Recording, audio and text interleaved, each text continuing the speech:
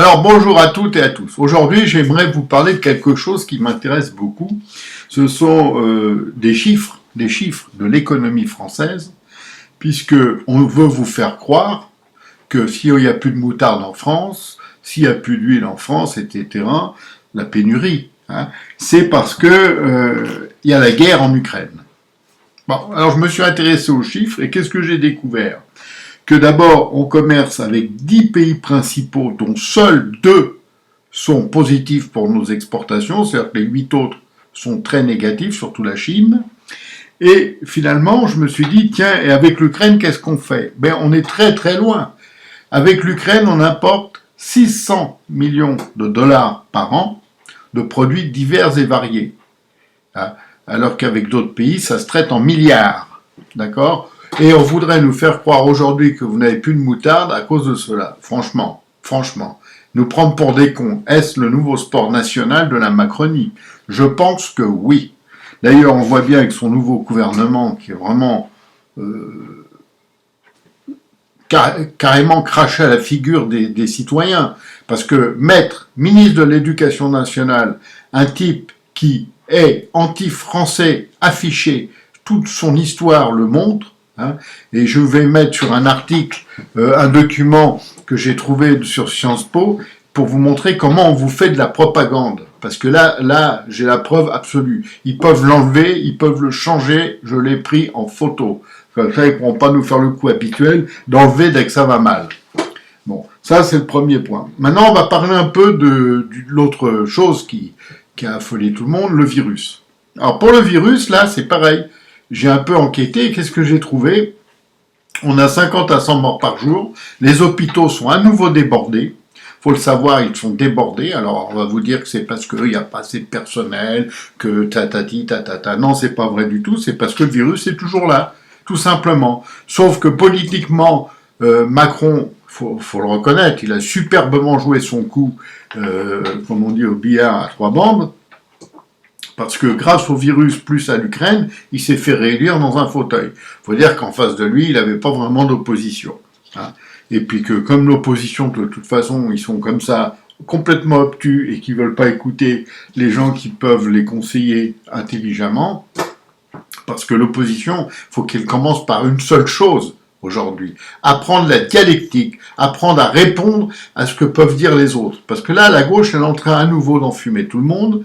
On nous refait le coup pour les législatives du danger. Cette fois, c'est plus Le Pen, parce que Le Pen aux législatives, on sait très bien qu'il n'aura pas beaucoup d'élus, c'est Mélenchon. Alors Mélenchon, c'est le nouveau danger pour la gauche caviar, cette gauche, on va dire, extrémiste, ces gens-là qui sont pas fréquentables et tout. Donc Mélenchon va juste servir de faire valoir pour permettre à Macron d'avoir une nouvelle majorité, parce que rappelez-vous que dans nos élections, que ce soit les présidentielles, législatives, etc., celles qui sont à 2 tours, le premier tour, on élimine, et au deuxième tour, on choisit.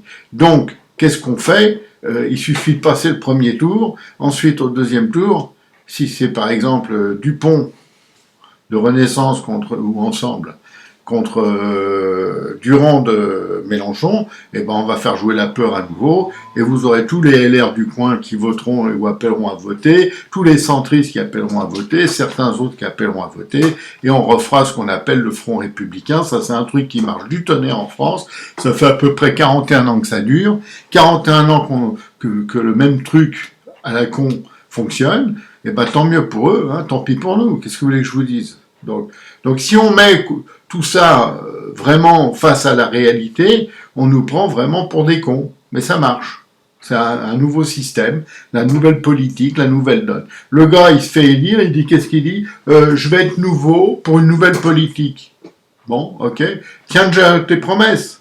Tiens déjà les promesses de campagne. Parce que sur ton premier mandat, t'en as pas tenu quasiment aucune. Maintenant, sur ton deuxième mandat, tu as fait les promesses de campagne, il faut les tenir. Allons-y. Tiens, les retraites, là, minimum, parce que il a annoncé, Macron, rappelez-vous, tout le monde a déjà oublié, qu'il allait faire des retraites minimum garanties pour les petites retraites à 1100 € par mois. Vous savez qu'il y a des gens aujourd'hui en France qui vivent avec moins de 500 € par mois. Et ceux-là, on les aide pas. Ceux-là, il n'y a pas de panier repas pour eux, il n'y a rien. Hein, ils sont pas ukrainiens, ils sont pas de la diversité, donc ceux-là, ils sont juste bons pour crever. Et donc, Macron a dit qu'il mettrait les petites retraites à 1100 euros. Eh ben, on attend, Macron. Ce que vous avez promis, là, ça vient quand? Hein? Si c'est comme la promesse qu'il n'y aurait pas de gens dehors que vous avez fait, rappelez-vous, en 2017, et le nombre de gens à la rue a augmenté de façon vertigineuse, alors qu'on vous dit que tout va bien. Il a même osé dire, là, dernièrement, j'étais estomaqué, j'ai trouvé ça magnifique, qu'il allait continuer dans ce qui avait bien marché dans son quinquennat. Alors là, on n'est pas bien.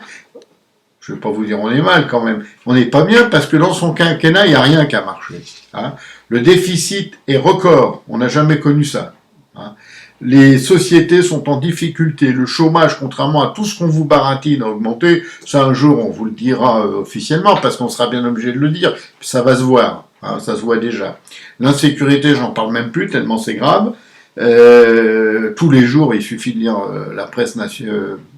Comme on dit, régionale, et alors là, tous les jours, il y a de ces histoires pas possibles, de violences gratuites, mais de violences quand même, hein, et d'insécurité.